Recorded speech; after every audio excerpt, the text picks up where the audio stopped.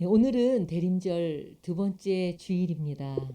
오늘의 말씀은 이사야 40장 1절에서 8절까지의 말씀, 함께 길을 준비하는 사람들이라는 그 제목으로 하나님의 말씀으로 은혜를 나누려고 합니다. 이사야는 남유다 왕국의 그 우시아라는 10대 왕인 우시아가 죽은 후에 소명을 받은 거예요. 그러니까 우시아 왕이 있을 때 사촌이라든가 뭐 하여튼 친척이었는데, 우시아가 그 강력한 왕이었던 우시아가 문둥병이 걸렸죠. 그래서 죽고 나서 소명을 받아서 요담, 우시아 아들인 요담, 아하스, 히스기야 왕까지 세 왕을 거치면서 한 60년 동안 활동을 한 선지자입니다. 이사야 선지서를 대선지서라고 해요. 그 선지서를 소선지서, 대선지서로 나누는 것은 선지자가 굉장히 많이 활약을 해서 대선지서가 아니라 장수가 많으면 대선지서라고 하고 짧으면 소선지서라고 합니다. 이사야가 대략 주님 오시기 전 740년부터 680년, 약 60년 동안 활동을 한 선지자입니다. 그러니까 이사야서는요, 우리가 한 달 전쯤에 했을 거예요. 이사야 44장에 보면 그 페르시아의 바사의 왕 고레스 왕을 내 목자라고 이렇게 예언하는 그런 말씀도 나오고, 또 이사야서는 어떤 것보다도 그 메시아에 대한 예언들이 참 많이 등장하고 있습니다.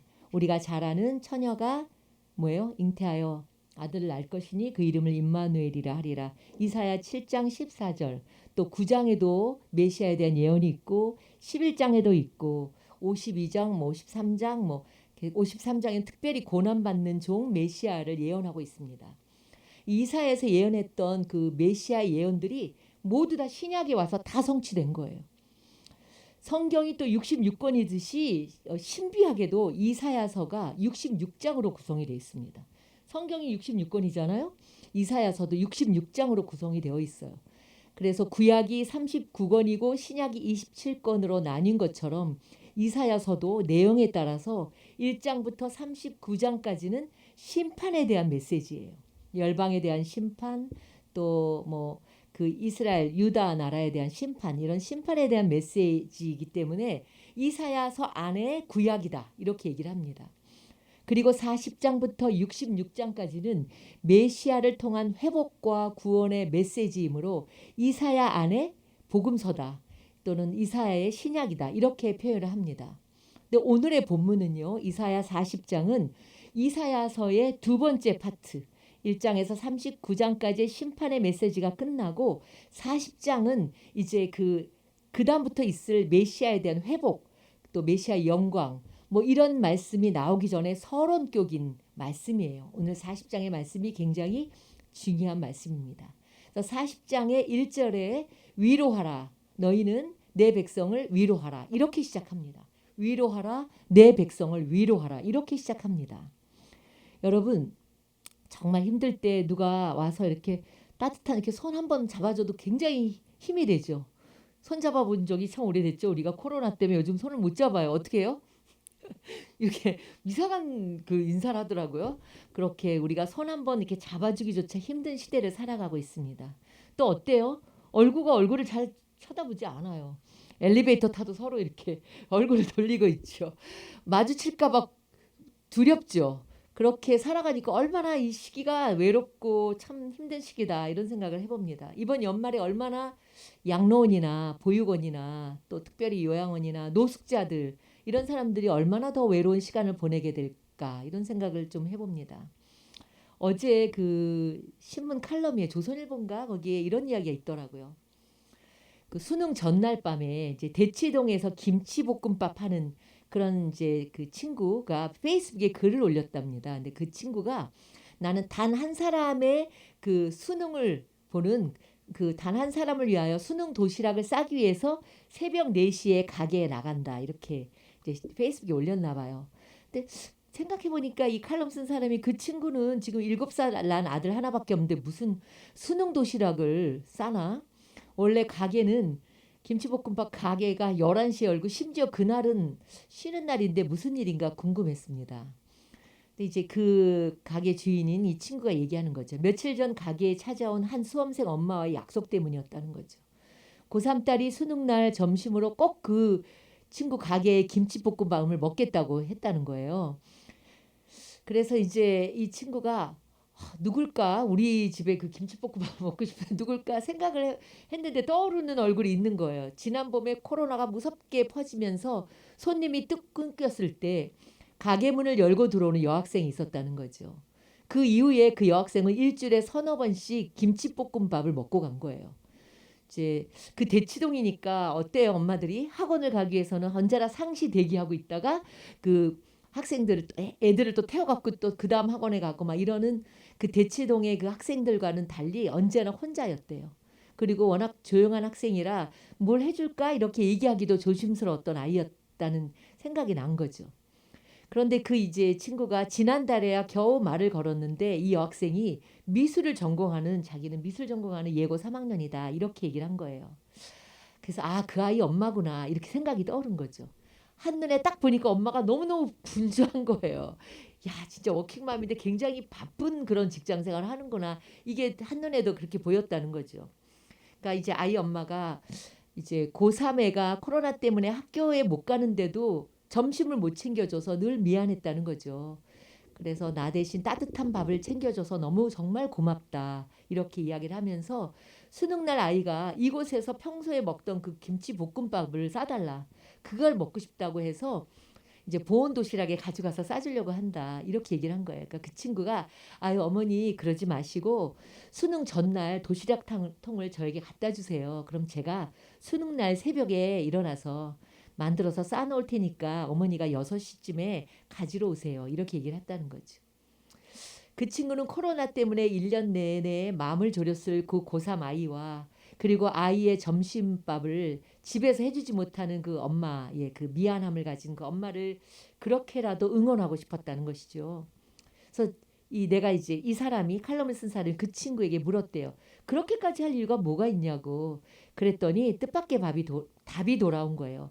정작 위로받은 사람은 나였어. 가게 문을 열어놨는데 손님 하나 없이 횡한 것처럼 힘든 게 없거든. 코로나가 가게를 삼켜버렸을 때 그 아이가 온 거야. 그리고 우린 어쩌면 피난처로 함께 대피한 무언의 동지였을지도 몰라. 말 한마디 없었지만 가게 주인은 따뜻한 그 밥 한 끼로 아이는 존재 자체로 서로의 마음을 데우는 작은 모닥불이었다. 이렇게 그 글을 쓰는 것을 보았습니다. 서로가 이렇게 서로에게 참 위로가 되어주는 모습이 참 아름답지 않습니까? 참 따뜻하지요. 그 영어를 보면 우리 영어 선생님도 계시지만 위로하다라는 단어는 comfort가 있어요. 그리고 console이라는 단어도 있습니다. 이게 모두가 접두에 come이나 con이 부르면 다 함께라는 뜻이잖아요. 그리고 comfort 할 때 fort는 그 힘을 준다라는 그 force 힘 이런 게 거기서 나오는 거죠. 그래서 함께 힘을 돋아준다 이런 뜻이에요. 위로가 그런 뜻이죠. 또 컨설은 뭔가 하고 찾아보니까 그거는 소울이라는 게 뭐 싱글 뭐 솔리튜드 좀 약간 하나 혼자인 사람 외로운 사람 이런 그 의미래요. 그래서 함께 해주는 것 이게 위로라는 거예요. 고통받는 사람 슬픔을 당한 사람 외로운 사람들 우리에게 어떻게 위로하십니까? 너무 힘들어하지 마. 그리고 앞으로 좋아질 거야. 그리고 함께 곁에 있어주는 것. 이것이 위로죠. 사람의 위로예요. 거기까지는 우리도 할 수 있어요. 그런데 오늘 이사에서 하시는 말씀 하나님의 위로는 거기에서 머물지 않습니다. 하나님의 위로는요 놀라워요. 40장 1절에 위로하라. 내 백성을 위로하라. 2번 명령하시죠. 2번을 명령한다는 건 뭐예요? 강조한다는 의미잖아요. 여기에서 위로하다라는 의미는 참 많아요.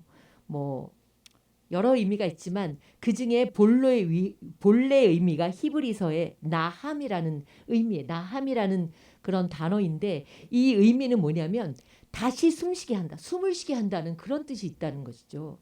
다시 말해서 하나님의 위로는요. 우리는 인간의 위로하고는 차원이 다른 거예요. 절망적인 상황, 숨막히는 그런 상황 속에서도 다시 소생시키는 그런 의미예요. 하나님의 위로는 이처럼 사람의 위로와는 전혀 다른 거예요. 하나님의 위로는 뭐예요? 소생시키는 힘을 말하는 거예요. 소생시키는 힘. 그러니까 하나님의 위로는 이런 정적인 위로가 아니에요.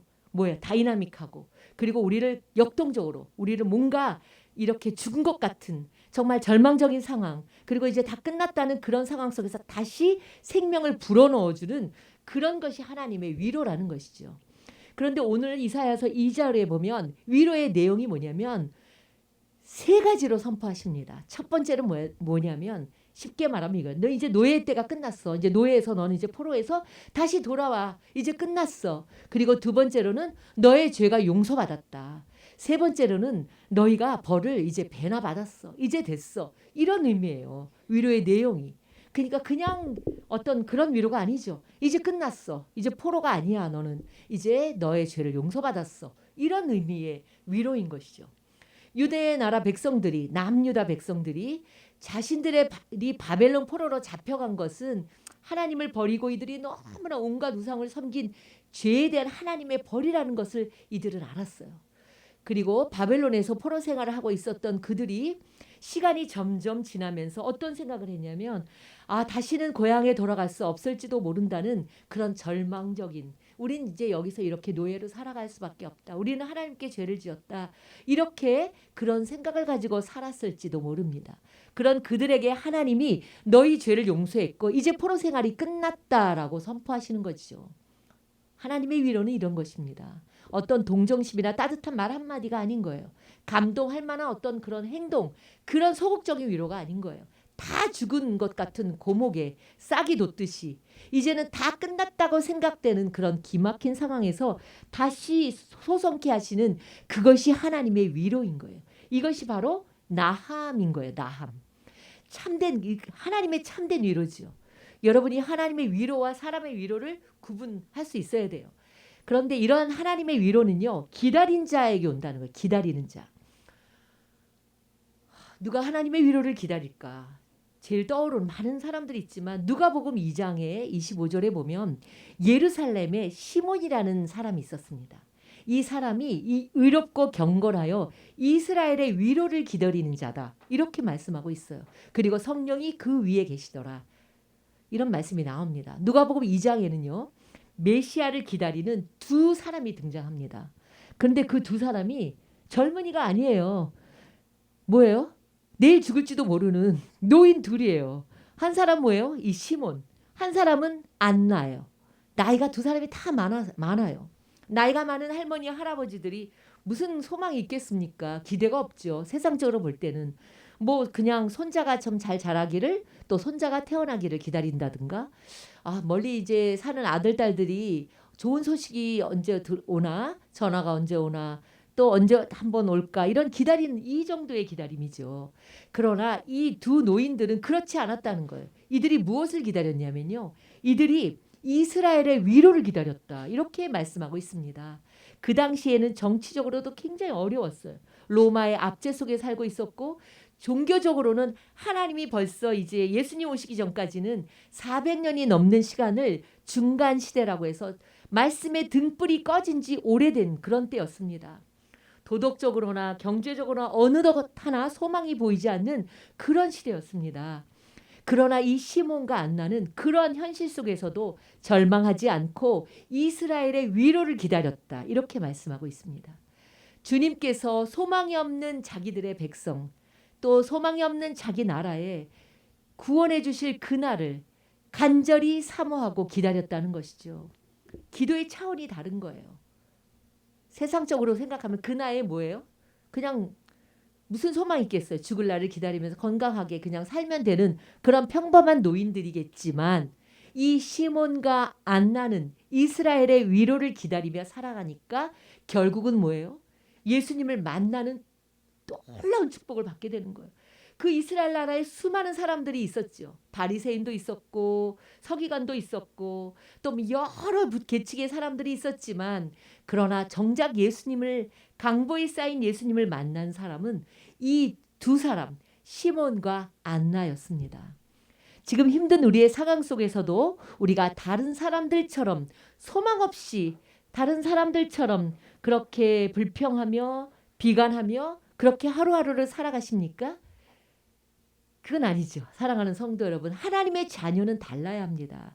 다들 소망이 없어, 이제 끝이야 라고 생각할 때 우리는 시몬과 같이, 안나와 같이 예수님을 기다려야 되는 거예요. 이스라엘의 위로를 기다려야 되는 거예요.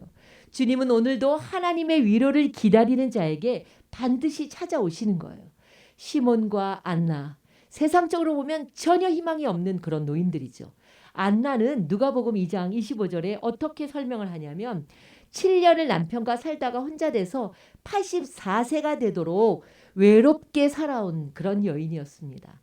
그러나 시몬이나 안나는 하나님의 위로를 기다렸다는 것이죠. 그럴 때 예수님을 만나고 예수님을 안고 품에 안고 찬양하는 그런 영광을 얻게 된 거예요. 지금 온라인으로 예배 드리신 우리 성도 여러분, 그리고 또 이 현장에 와서 예배를 드리시는 사랑하는 우리 성도 여러분, 지금 참 많은 사람들이 절망적인 상황이다. 참 이 나라 참 어렵다. 그리고 시대를 탓하고 또 환경이 참 어렵다. 이렇게 우리가 참 많이 말하고 있습니다. 그러나 이때 우리가 어떻게 해야 하겠습니까? 어떻게 해야겠습니까? 그럼에도 불구하고 우리는 이스라엘의 위로를, 하나님의 그 위로를 기다려야 하는 것이죠. 오늘 이사야 40장 3절에는 이런 말씀이 나옵니다. 너희는 광야에서 여호와의 길을 예비하라. 사막에서 우리 하나님의 대로를 평탄케 하라. 이런 말씀이 나오죠. 이스라엘 백성들이 바벨론 포로에서 그 고향 땅으로 돌아오려면 광야를 지나야만 합니다. 광야가 어떻습니까, 여러분? 길이 없죠. 물이 없어요. 그리고 언제 전갈이 나타날지 모르는 그런 위험한 곳입니다. 그러한 광야, 그러한 사막길에 뭐라고 얘기하시냐면 하나님이 오시겠다는 거예요. 하나님이 오시겠다는 거죠. 아까 제가 읽은 말씀 중에서 보면 너희는 광야에서 여호와의 길을 예비하라는 거예요. 사막에서 우리 하나님의 대로를 평탄케 하라는 거예요. 이건 무슨 말씀이에요? 그 사막의 길에 하나님이 오시겠다는 거예요. 그 고된 광야의 길에 하나님께서 오시겠다는 거예요. 우리가 혼자 걸어가는 길이 아닌 거예요. 광야에 하나님이 함께 하시겠다는 거죠. 이게 하나님의 은혜인 거예요. 얼마나 놀라운 말씀인지 몰라요. 그러니 너희는 여호와께서 오실 길을 준비하라는 거예요. 주님이 오시겠다는 거예요. 너희 혼자 가도록 내버려 두지 않겠다는 거죠. 여호와의 길, 하나님의 대로. 왕의 대로라는 거 있잖아요. 왕이 오기 전에 그 길을 닦듯이 하나님께서 우리를 광야를 통과해서 가도록 이스라엘 백성을 내버려 두지 않으신다는 거예요. 그런데 이 이사야의 말씀이 세례 요한에게서 와서 성취됩니다. 오늘 우리가 읽었지 않습니까? 마가복음을 읽었죠. 세례 요한에게 와서 성취된 거예요. 세례 요한은 주님이 오시는 길을 준비한 사람이죠. 그리고 주님이 그 길을 따라 말씀이 육신이 되어서 우리 가운데 오신 것이죠. 이것이 하나님의 참된 위로입니다. 사랑하는 성도 여러분, 우리를 향하신 하나님의 참된 위로는 바로 뭐예요? 임마누엘입니다. 우리와 함께 하시는, 우리를 버려두지 아니하시는, 우리가 정말 절망적이고 우리가 너무나 위험하고 우리가 너무나 비참한 그 상황 속에서 우리를 홀로 내버려두지 아니하시고 우리와 함께 하시는 임마누엘, 그 임마누엘 하나님이 우리의 참된 위로자가 되시는 거죠. 여러분의 삶의 참된 위로자이신 예수님을 지금 기다리고 계십니까? 예수님을 기다리고 계시죠? 예수님을 대림절은 그 예수님을 기다리는 그런 절기입니다. 주님, 우리 가정에 오십시오. 주님만이 우리의 참 위로자이십니다. 이런 간절한 마음으로 주님을 기다리셔야만 하는 것이죠. 대림절은 하나님의 오심을 준비하고 기다리는 때입니다. 세례 요한처럼 하나님의 오실 길을 우리는 준비해야 하는 것이죠. 이 절기가 너무나 중요한 거예요. 세례 요한이 주님이 오실 길을 준비한 것처럼 우리도 준비해야 되는 거예요. 이사야 40장 4절에 보면 모든 계곡은 메우고 산과 언덕은 깎아내리고 거친 길은 평탄하게 하고 험한 것은 평지로 만들어라. 이런 말씀이 나와요. 이게 뭘 의미하는 걸까요? 주님이 오실 우리의 마음을 준비하라는 거예요. 혹시라도 우리가 살아가면서 세상에 찌든 우리의 마음, 또 세상의 유혹 때문에 넘어진 마음, 또 살다 보니 좌절하고 용기를 잃어버린 그런 마음, 혹시라도 우리가 죄악으로 가득하고 좀 교만했던 마음들, 미워했던 마음들, 또 낙심했던 마음, 자포자기하는 그런 마음들을 다시 한번 우리가 용기를 가지고 또 다시 한번 우리의 마음을 돋우고, 그리고 또 잘못된 우리의 마음들은 돌이키고 회개할 때 주님의 오실 그 길을 예비하는 거죠. 그럴 때 주님이 우리 마음에 찾아오시는 거예요. 우리의 삶에 회복을 주시는 거예요. 하나님의 영광을 우리가 보게 하시는 것이죠. 세상이 아무리 어렵고 변해도요. 변하지 않는 딱 한 가지가 있습니다. 그건 바로 하나님의 약속이죠. 이사야의 이 말씀이 복음서에 와서 신약에 와서 그대로 그 메시아 예언이 성취되는 것을 보면서 우리가 참 하나님의 말씀은 하나도 세월이 변하고 세상이 변해도 변하지 않는 단 한 가지, 그거는 하나님의 말씀, 약속의 말씀이라는 것이죠. 하나님의 약속은 그대로 이루어집니다. 풀은 마르고 꽃은 시드나 우리 하나님의 말씀은 영원히 서리라. 풀은 말라요. 여러분, 꽃이 시들죠. 물 좀 안 주면 금방 시들어요. 그래서 저도 교회를 안 나올 때 이게 걱정이에요. 제가 걱정하는 것 중에 하나가 뭐냐면 화분에 물을 안 주는. 근데 저희 사랑하는 그 따님은 그거는 걱정 안 하는데 저는 교회 문을 열고 들어오면 물부터 주거든요. 시들을까 봐. 그러나 이 물 주는 것도 한계가 있는 거예요. 풀도 언젠가는 시들고 또 풀도 마르고 꽃은 시들죠. 그러나 우리 하나님의 말씀은 영원히 선다는 거예요. 하나님의 말씀, 하나님의 약속의 말씀, 하나님 우리와 함께 하신다. 임마누엘. 그리고 하나님이 그 하나님의 어떤 시온의 대로를 통하여 우리와 함께 광야 같은 인생을 함께 걸어가신다. 이 하나님의 말씀은 영원히 변치 않는 우리에게 주신 영원한 약속의 말씀이라는 거죠. 오늘 대림절 두 번째 주일을 보내면서 이 시몬과 안나와 같이 우리가 이스라엘의 위로 임마누엘 하나님, 그분을 기다리는 그런 저와 여러분이 되시기를 간절히 축원합니다. 기도하겠습니다. 우리의 참 위로자가 되시며 우리의 참 소망이 되시는 하나님, 오늘도 우리는 주님의 위로를 기다립니다. 주님, 우리가 시몬처럼 안나와 같이 언제나 주님을 기다리며 이스라엘의 위로를 기다리며 살아가는, 정말 하나님을, 그래서 하나님을 만나는, 하나님의 영광스러운 주의 얼굴을 뵙는 그런 우리의 복된 인생이 되도록 축복하여 주옵소서. 예수님의 이름으로 기도드립니다. 아멘.